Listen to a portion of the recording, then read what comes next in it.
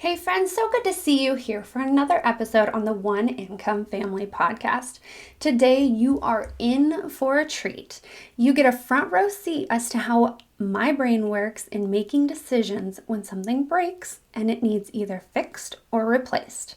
Our world has gotten so used to the ease of just dumping the thing and buying new. But when you're living on one income, just because it breaks does not mean that we get to buy new unless it actually is unfixable. And this is exactly why I am diving deep into answering this question so that you can confidently make your next decision, gaining back time and money you never knew that you lost. So, as always, go grab that load of laundry and let's dive in.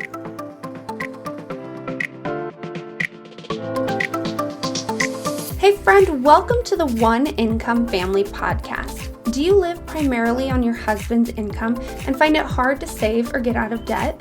Are you constantly searching for ways to cut costs, live frugally, and do things on a budget? Do you have big dreams only to be stopped by overspending and loosely following your budget? Hey, I'm Molly, and I too have struggled with living and growing a family on one income. But through trial and error and a lot of help from God, my family and I have learned how to live abundantly on less. This podcast will bring you a Christ-centered, simple and frugal lifestyle, along with how to budget so you can follow it, and time management tips that will transform your budget and your home. So go restart that laundry, grab your Bible, and let's get budgeting.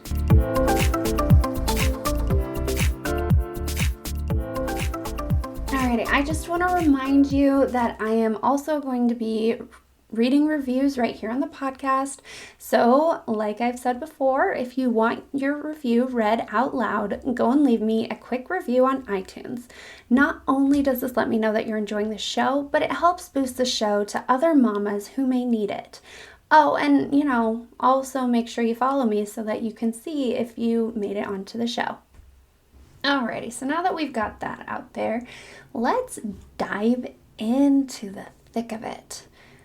I know that I have struggled multiple times with deciding whether or not I should buy something new once it breaks or if I should fix it. I mean, especially when it comes to cars, like knowing whether you should fix your car or trade it in and get a new one, especially when then you have all those feelings of excitement of the possibility that you could have something new. When they set in, it just makes it even harder to decide. And then even when it comes to like something small and simple, like maybe a kitchen appliance breaks, or you have a chair that's broken, or maybe there's a rip in your couch, or maybe even your kids decided to color on something. And you have to decide if you're going to take the time to fix it, take the time to figure out how to fix it, or if you're going to use your money and buy new, which, oh my gosh, there are so many options, which can make this whole decision super, super stressful. And that's exactly why I was excited to create this episode on whether I should fix it, buy it, or DIY it. Plus, that kind of just really rhymed and went together well. So I'm like, this is fun. We're going to do this episode. I think it'd be really interesting and really helpful for you guys. And I know that I wish there were times that I had this. It would have made my life and decisions so much easier. And so that's why I'm creating this episode for you, so that you can take it and you can be confident in the next decision that you have to make on whether something needs to be replaced or whether we actually fix it. And whether we fix it ourselves or we give it to somebody else to fix it. I mean, we are only so good at the things we're good at, and you have to be okay with it not looking great if it's not something that you're good at, which we'll get into that a little bit further down the road. But this is the stuff that you have to think about. There's so many questions when asking yourself if you're going to fix it, buy it, or DIY it. And our world says to not fix it. It says, oh, it's cheaper just to buy it, go buy it. Well, have you actually looked at the price? Do you know if it's cheaper? Have you done your research? I mean, I know it takes time, and if it's not that big of an item, then yeah, usually it is cheaper just to go buy the product. But if it's something big like your car, then buying new is not usually the right option, and I will tell you why in a little bit. But that is why I want you to be able to confidently make these decisions. And maybe because you're doing what the world says and going out and buying new each time, maybe you will gain some money when you figure out if you should be fixing it or doing it yourself, or maybe having somebody else do it for you. So that's why I'm excited about this episode. And let's just get into the points that I have. So I guess they're not necessarily points, they're questions. I have these set of questions that I sat down and I'm like, okay, when I have this situation, what do I do? And I came up with these questions to help myself decide and come up with the answer that's best in each decision or each situation. So the first is it fixable? Is it physically fixable? I mean, is it a pin that you had and it literally snapped in half? Is that fixable? I mean, yeah, you could probably put some tape around it. You could probably use some super glue, but in all reality, it's broken, and fixing that it's not worth your time and energy, right? But if it's something like your car, fixable is usually the answer. And 90% of the time, you want to fix your car over trading it in. And the reason why, I'll just dive into this now so I don't have to keep holding at the seat of your chair, right? The reason why is because when you look at your item, whatever it is that is broken, you want to decide if it's worth being fixed. So what I mean by this is a pin, like what I said earlier. Is it worth the price that it costs to fix it, or should you just buy it again? Is it the same price? So, oh my gosh, I'm drawing a blank of the word that is used for in the car industry, but it's like your value. Is it worth the, say, 20 cents that it takes to get tape and tape it around it? Yeah, I mean, tape is less expensive than it is to buy a whole new pin, but at the same time, it's not going to be sturdy. It's not going to hold itself together. So fixing it, it's not worth it. And the value, it just really doesn't matter because the integrity of it is just gone. And good luck writing with a pin that doesn't work. You may say, I fixed a pin, which I'd love to see. If you got a picture of it, put it in the group. Which, by the way, I forgot to mention this earlier, but I am actually starting a group for this podcast so that we can continue the conversations that we have here and just get to talk and learn more from each other and get to know each other, because you get to learn a whole lot about me, but I'd love to learn about you, right? Get to know you and maybe become friends. Okay, but I digress. When it comes to the value of a car, you want to look at the price. Like when you take it in to get it checked out, you ask them, or you get an estimate as to how much it's going to cost.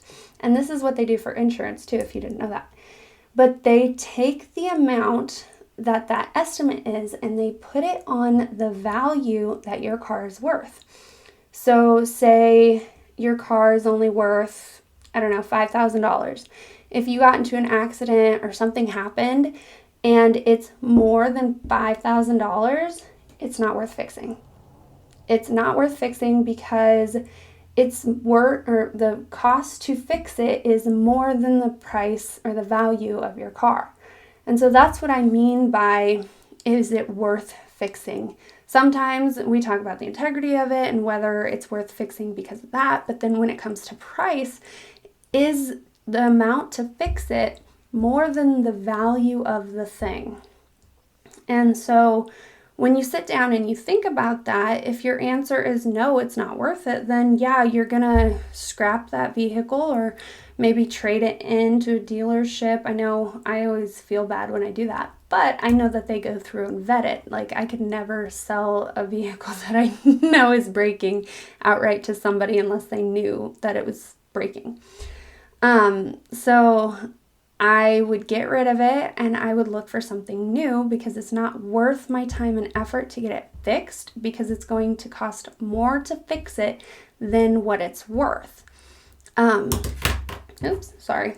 I'm holding a pen while I'm talking to you. That's where the pen came from, right?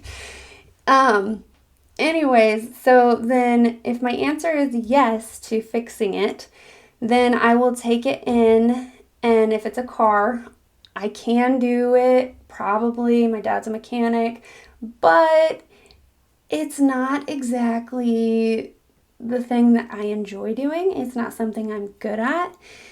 And so when I sit down and I think about fixing it, I think about, well, how much time do I have? How much money do I have? Like, do I have the money to send it in and have somebody do it professionally? Because one, it's going to look better. Two, it's going to be done properly. And everything is going to be, you don't have to worry about it. I mean, nobody's perfect, but you don't have to worry about it as much as if you do it yourself. And then you're always like, oh my gosh, did I do that right? Is that going to look good? Is somebody else going to notice? I'm always going to notice, so it's going to look terrible.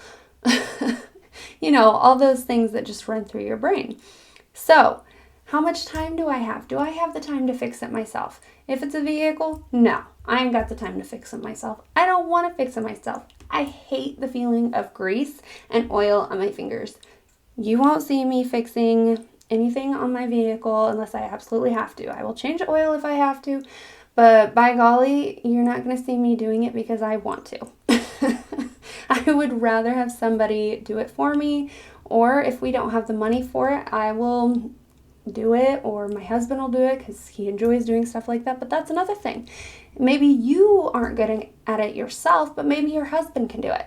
Maybe your husband likes doing stuff like that, so doing it yourself would be worth it, like fixing or changing your oil. Maybe he can easily fix whatever problem is going on the car if he has that kind of knowledge. But if not, then you want to take it in and have it done by somebody who knows what they're doing. So those are kind of my thoughts as to whether I should do it myself or whether I should take it in, because I know that here recently, it's been almost 2 years now, I bought my house for my dad, and it needed some major updating. And so, like, the insulation was falling down on the walls, and we kind of just quickly threw up some insulation and put up some drywall while we were doing it ourselves, right? So I am staying at home, and I'm like, okay, I'll just tackle the spackling job or the mud job or whatever you want to call it, where you put tape on the wall and you put the mud up there to make the walls smooth and you can't see the seams where the drywall meets. Well, it's the first time I've ever done it, and needless to say, you can still majorly see the seams. Like, the seams don't look like holes in the wall, but now they just look like bubbles. I'm like, oh, great. That does not look the greatest. And I stare at it all the time going, man, I wish I would have done that better. Or if I would have had help, it would have looked so much better. Now that it's painted, I don't know if I can re-go over it with mud or if the mud will just fall off, all these other problems. So those are things that you need to think of too, is in the future, whether it's the right decision or not, and if you're going to get mad at yourself and want to fix it, because is it worth doing it twice or just having somebody else do it once right? Doing it wrong twice, that's what I'm trying to say. Is it worth it to you to have it done yourself and make it not look good and then go in and redo it, or just have somebody else do it for you and not have to redo it and get it done the first time right? Which option would you choose? I mean, each situation's different. Some things you're like, oh, I don't really care what it looks like, so I'm just going to quickly throw this up, call it good. Some things you're like, yeah, no, that has to look good. Otherwise, it's going to drive you nuts. That's me right now with my drywalling seams. Okay, so then another question that I ask myself is, would I enjoy the work? Am I good at it? Would it be okay? Would I be, like I said, okay with the subpar work? And if I would have thought about it more, I may have let myself go a little bit slower or redo it. I just wanted to get it done because I was the only one working on the house and I'd been doing it, I think at this point, a month straight, and I was just ready for a break and I was just living in it, and I'm like, okay, I can't do this. Plus we were trying to get moved in, so I was trying to get certain stuff done so that we could get moved in. It wasn't going to be completely done, but done enough that we could move in without like having a mess everywhere. And yeah, I still just wish I would have taken a little bit longer to get it done better. Or had better product too, because sometimes when you're fixing things, you try to get the stuff that doesn't cost as much, but by getting the stuff that doesn't cost as much, you also run risk of it not looking as good or sealing as good or being as high quality. And here we want to focus on things that are going to last, because that's the whole point of being frugal. It's finding things that, yeah, it may not cost as much, but at the same time, it's going to last you longer. So maybe you buy something that's a little higher priced right now, but it's going to last you way further down the line than if you'd have gotten that smaller priced product. Okay.